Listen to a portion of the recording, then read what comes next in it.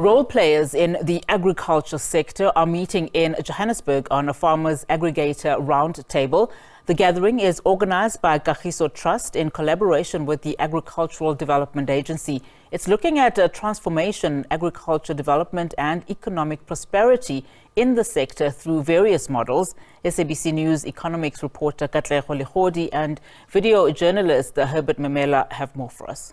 The agriculture sector contributes about 3% to the economy, but role players within this space say more can be done in ensuring that there's support, wide-scale support, especially to emerging farmers through collaboration and through just creating an ecosystem as well that will be practical and close the gaps that have existed over time. Gathering in Johannesburg today to take stock of where we are today, also coming through at a time when we know very well that the country has the new Minister of Agriculture in John Steenhuisen, and most of those solutions that are being crafted here, they'll be looking at these solutions finding meaning within the 7th administration. I'm going to bring into the conversation with us this afternoon Dr. Kagiso Trust, who'll just give us a sense of what we've been experiencing within this space and the way forward. You know very well that farmers are saying that there's still a long way to go and they need a focus in terms of ensuring that the gaps are closed. And you spoke about an ecosystem of change, an ecosystem of support that would ensure that those within this sector are not discouraged, but also we work around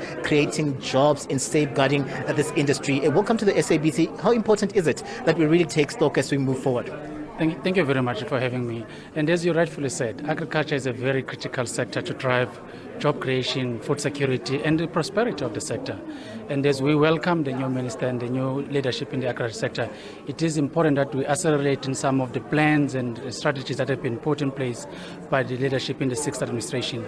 And here today, because we know Kagiso Trust comes in as one of the civil society members that are passionate about development into the sector. They've done very good work in the education sector. They invited the various members within the agricultural space to look at possibilities and collaboration that can be taken to drive development in agriculture. And specifically here today, what we're looking at is we know that when it comes to development and the inclusivity of the small scale and medium farmers are 3 areas. The issue of how they access to market, is the issue of accessing patient and affordable finance, as well as the issue of technical support and what kind of ecosystem can be put in place together with the private sector, government, civil society and other sectors, living up into the aspirational goals of the Agriculture and Agro-Processing Master Plan that we've put together about 2 years ago.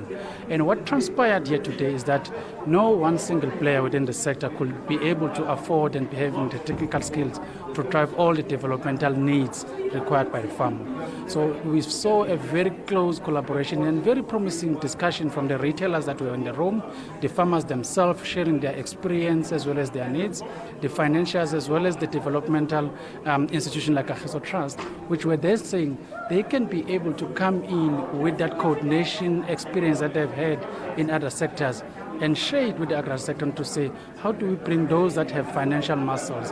How do we bring on the table those that have regulatory skills like government, as well as those that are having technical support? We've heard from the industry association to say they can bring technical skills that is required to close a gap of knowledge between the commercial and the non-commercial farm. So it was really a very interesting discussion of also looking at the models like the market aggregator models, which could basically increase the economies of scale and the technical skills required by the small-scale farmers to be able to constantly supply the retailers, which is one of the areas we know is usually a challenge for the small-scale farmer, that they can't consistently supply the retailers, which tend then to make them not be suitable partners into the retailing. So these were the type of models that we're looking at, and these are the type of partnership that we're discussing out how do we then mold them correctly, but make them locally aligned as well as commodity specific, which is an approach that was agreed in the master plan to say you must be able to think globally but act locally.